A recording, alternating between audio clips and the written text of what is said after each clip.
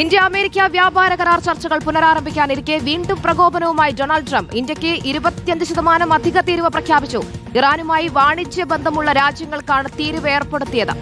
അധിക തീരുവ ഉടൻ പ്രാബല്യത്തിൽ വരും. ശ്യാമ സദാനന്ദനാണ് വിശദാംശങ്ങളുമായി ചേർന്നത്. ശ്യാമ, വ്യാപാര കരാർ ചർച്ചകൾ വീണ്ടും പുനരാരംഭിക്കാനിരിക്കെ അമേരിക്കയുടെ ഭാഗത്തു നിന്നുള്ള ഈ പ്രകോപനം അതിനെ ഏത് രീതിയിൽ വിലയിരുത്താം? 25% വീണ്ടും അധിക തീരുവ പ്രഖ്യാപിച്ചിരിക്കുകയാണല്ലോ ട്രംപ്. കീർത്തന, റഷ്യൻ എണ്ണ ഇറക്കുമതിയുടെ പേരിൽ ഇന്ത്യക്ക് മേൽ 25% പിഴച്ചുങ്കം ചുമത്തിയ അതേ മാതൃക ഇറാൻ വിഷയത്തിലും പയറ്റുകയാണ് ട്രംപ് എന്ന് വേണമെങ്കിൽ പറയാം. നിലവിൽ ഇന്ത്യക്ക് 25% അധിക തീരുവയുണ്ട്. അത് ചേർത്ത് 50% തീരുവയാണ് US വ്യാപാരവുമായി ഇന്ത്യ കൊടുക്കുന്നത്. ഇപ്പോൾ ഇറാൻ ബന്ധത്തിന്റെ പേരിൽ വീണ്ടും നികുതി ചുമത്തുമ്പോൾ അത് 75% തീരുവ ഇന്ത്യക്ക് വരും. പ്രധാനമായും ഈ ഒരു നടപടി ബാധിക്കുക ഇന്ത്യയും ചൈന, UAE, തുർക്കി തുടങ്ങിയ രാജ്യങ്ങളെയാണ്.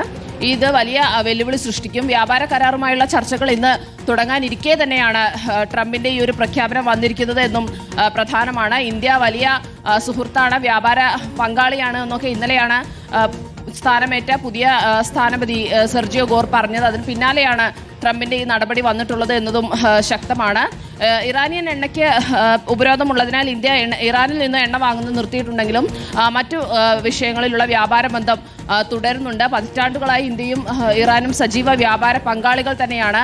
പ്രത്യേകിച്ച് ഇറാന്റെ നിന്ന് ഡ്രൈ ഫ്രൂട്ട്സ്, കെമിക്കലുകൾ തുടങ്ങിയവ ഇന്ത്യ വാങ്ങുന്നുണ്ട്. അതുപോലെ തന്നെ ഇന്ത്യയിൽ നിന്നുള്ള ബസ്മതി അരിയുടെ വലിയ ഉപഭോക്താക്കളാണ് ഇറാനും.